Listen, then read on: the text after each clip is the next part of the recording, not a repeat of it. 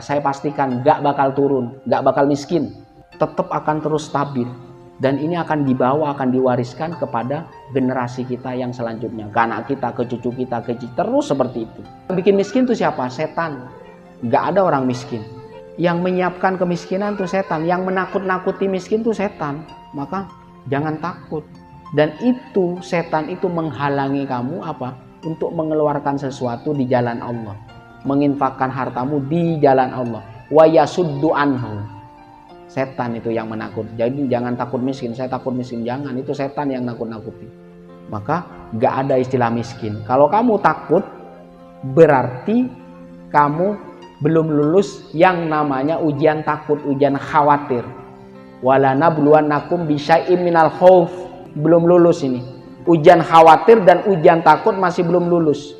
Maka diluluskan dulu. Dan semua orang berpotensi untuk hidup cukup, untuk hidup kaya.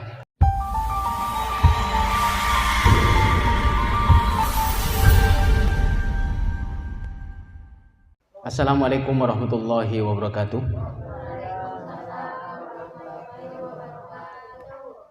Alhamdulillah, nahmadu wa nasta'inu wa nastahdi wa na'udzu billahi min syururi anfusina wa min sayyiati a'malina may yahdihillahu fala mudhillalah wa may yudlil fala hadiyalah.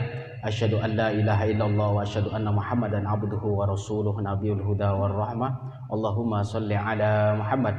Allahumma sholli ala sayyidina maulana Muhammad wa ala alihi wa sahbihi ajma'in, amma ba'du. Pada malam hari ini kita akan membahas tentang bayanu ilajil bukhli. Jadi kalau kita pengen cukup, kita dalam keadaan tidak kekurangan, biasanya kalau kita melihat ada di Asmaul Husna. Ini adalah bagian salah satu namanya Allah yang indah. Apa namanya? Al-Ghani. Ada satu lagi Al-Mughni.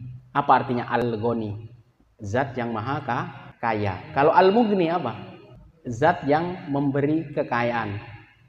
Yang sering diamalkan itu apa? Al-Ghani apa Al-Mughni? Itu biasanya yang sering diamalkan itu Al-Ghani.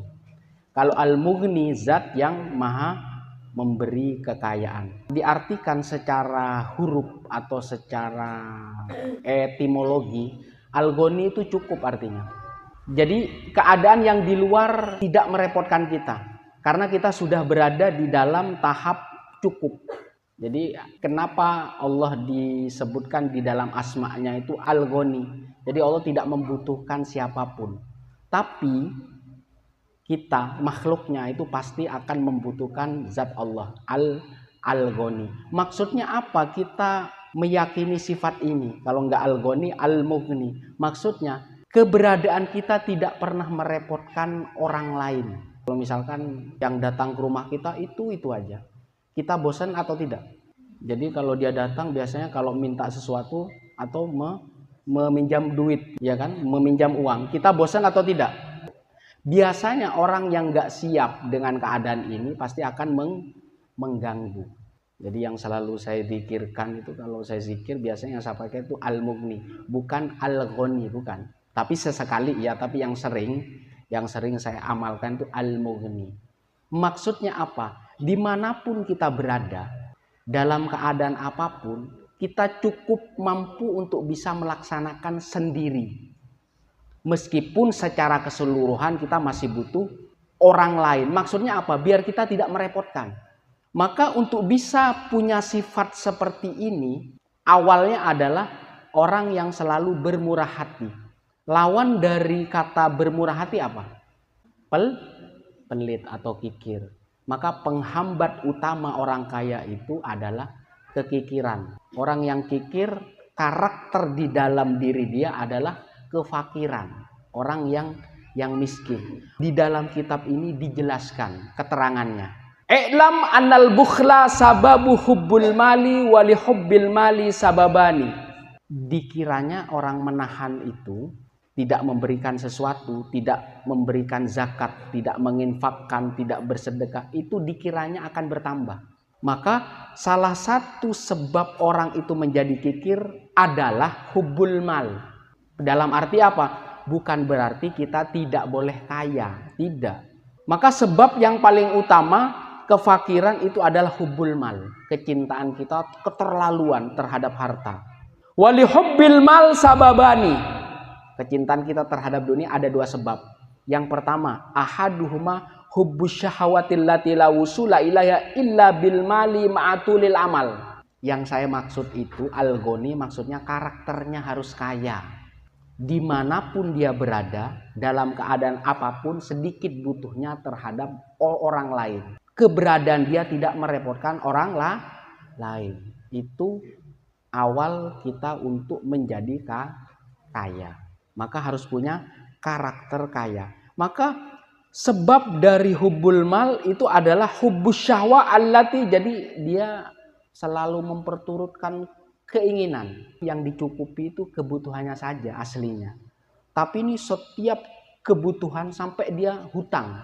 Meskipun dia tidak mampu untuk menutupinya. Hubbus syahwa, cinta terhadap keinginan yang berlebihan. Allati la wusulal ilaiha, yang tidak mungkin dicapai dengan itu illa bil mal, kecuali dengan harta ma'atulil amal, angan-angannya panjang.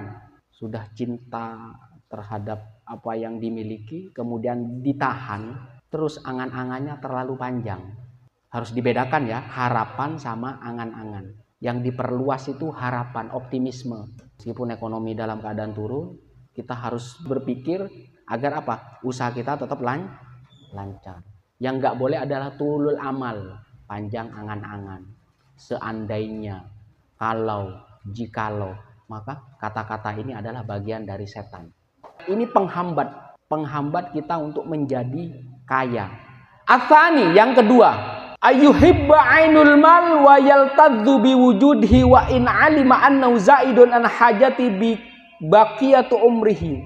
Jadi dia menganggap, jadi orang yang kikir itu dia menganggap apa? Apa yang dia tahan itu seolah-olah apa? Seolah-olah akan bertambah. Yang terpenting dari semua itu adalah karakternya, bukan kalau materi itu macam-macam dia. Yang penting karakternya dulu. Biar kita tidak condong ke yang negatif. Maka ini kan seolah-olah wa in alima annahu zaid. Kalau kita tahan seolah-olah akan bertambah. Padahal tidak. Maka ada yang harta diperuntukkan untuk memenuhi hajat kita. Ada yang dikeluarkan di jalan Allah agar buat bekal kita di akhirat. Maka ketika kita mengeluarkan zakat, infak, sedekah, itu bagian dari bekal. Dan itu adalah bagian dari ketakwaan.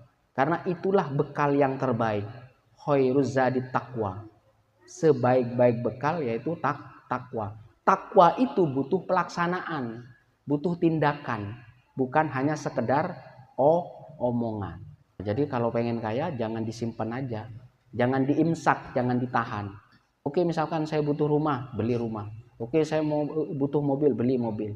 Mau kita punya berapa banyak, tetap aja makannya akan segitu. Maka keadaan yang seperti ini, kalau kita sudah punya karakter kaya seperti ini, sudah.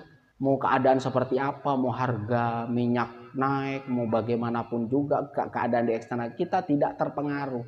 Karena apa? Istiqomah di pelaksanaan itu. Sudah terpenuhi nih hajat hidup kita. Tapi ada yang harus dikeluarkan untuk zakat dan pengeluaran yang sunnah. Kalau zakat kan wajib, kalau sunnah seperti infak, sedekah itu kan harus dia. Tidak menunggu harus kaya, kan begitu. Maka karakter-karakter ini tidak bisa timbul seketika, harus dilatih dia. Harus terus dilatih, diistiqomahi. Ada yang bertanya ke saya kok sering sedekah kok tetap miskin, kok nggak kaya-kaya gitu. Jangan lupa Bu, sedekah itu menghapus kesalahan. Berarti orang yang cukup itu sudah kesalahannya lama-lama akan nol dia. Apa yang kita keluarkan juga penghapus. Atau misalkan kalau belum bisa bersedekah setiap pagi, maka diganti dengan sholat duha. Itu apa? Itu untuk membayar 360 sendi yang ada di badan kita.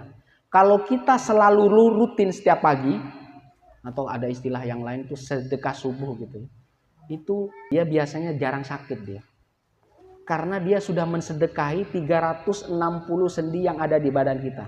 Mau di tangan berapa, di tangan ada berapa sendi, di kaki, di lengan itu ada. Itu semuanya disedekahi kita setiap pagi. Kalau tidak mampu, dibayar dengan sholat duha.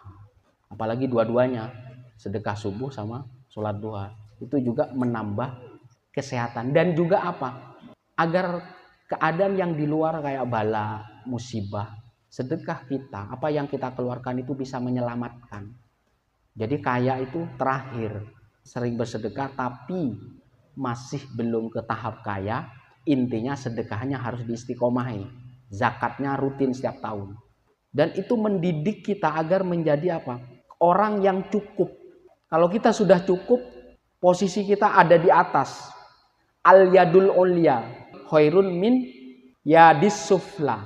Tangan yang di atas lebih baik dari tangan yang di bawah. Posisi akan di atas terus dia. Maka untuk bisa seperti itu, tolak penyakit hati yang namanya bukhl. Maka ini penting. Karakter ini akan kamu jaga, akan kamu wariskan ke anak cucumu. Maka butuh sesuatu yang untuk memenuhi kebutuhan kita dan apa?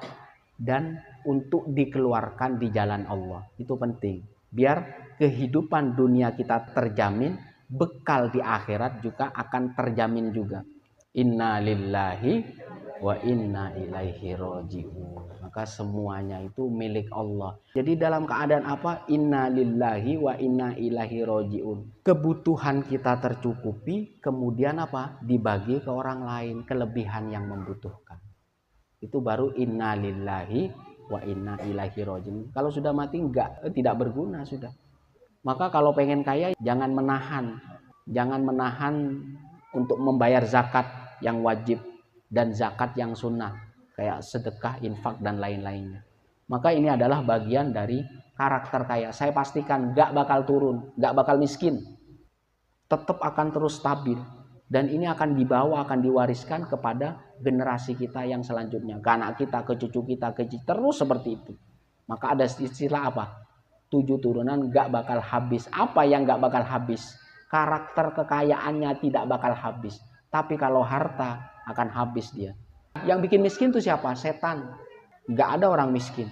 Yang menyiapkan kemiskinan itu setan. Yang menakut-nakuti miskin itu setan. Maka jangan takut.